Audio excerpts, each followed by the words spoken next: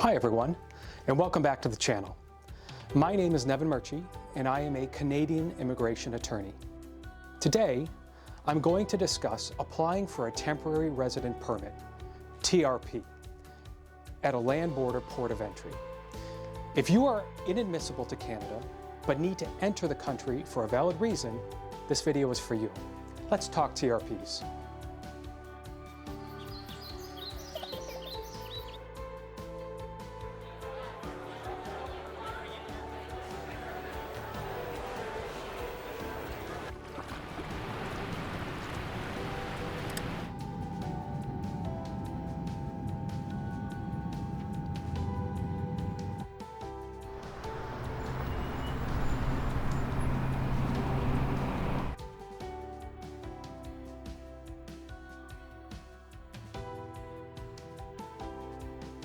As you may know, a temporary resident permit is a document issued to individuals who are inadmissible to Canada, but have a valid reason to enter the country. A TRP permits someone to enter and stay in Canada for a specific period despite their inadmissibility. In general, key features of a TRP include the following. It is granted when an individual's need to enter or stay in Canada outweighs the risks of their inadmissibility.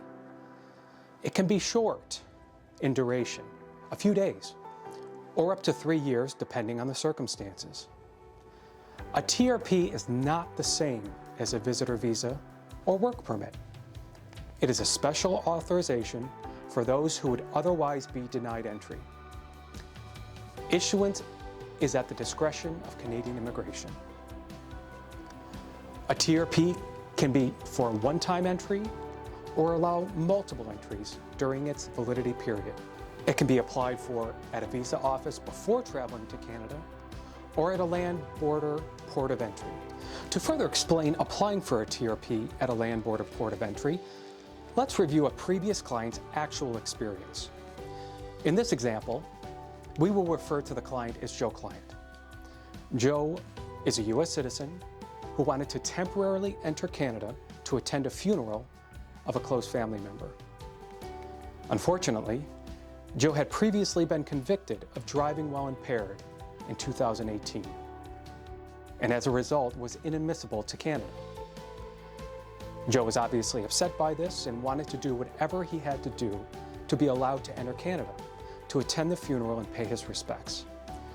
His family and extended family were very close, so his absence would have been noticeable and embarrassing to him, something he did not want to have to explain. After we determined that Joe was inadmissible, not eligible for individual rehabilitation, a good candidate for a TRP, and a TRP being the only option at the time, we prepared a border submission packet for him to present to Canadian immigration when applying for a TRP at a local land port of entry. When assessing a foreign national who is determined to be inadmissible on criminal grounds, Canadian immigration will consider a variety of factors, including but not limited to seriousness of the offense, chances of reoffending, behavioral issues, evidence of reform or rehabilitation, whether drugs or alcohol were a factor in the commission of the crime, if there is a pattern of criminal behavior, completion of sentence, eligibility for individual rehabilitation, and the amount of time since the offense occurred. As such, we tailored Joe's TRP submission packet to address those factors. Joe's border submission included the following documents.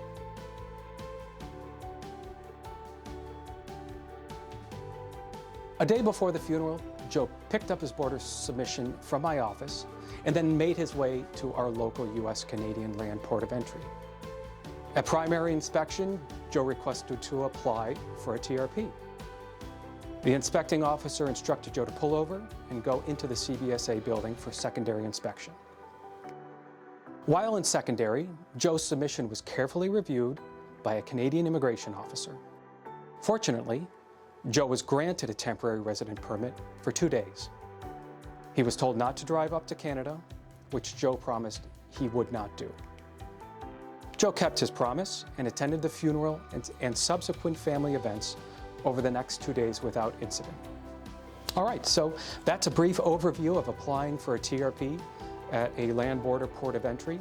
If you found this video helpful and want more information on TRPs and how to apply for them, please hit the like button, subscribe, and email me any questions you may have.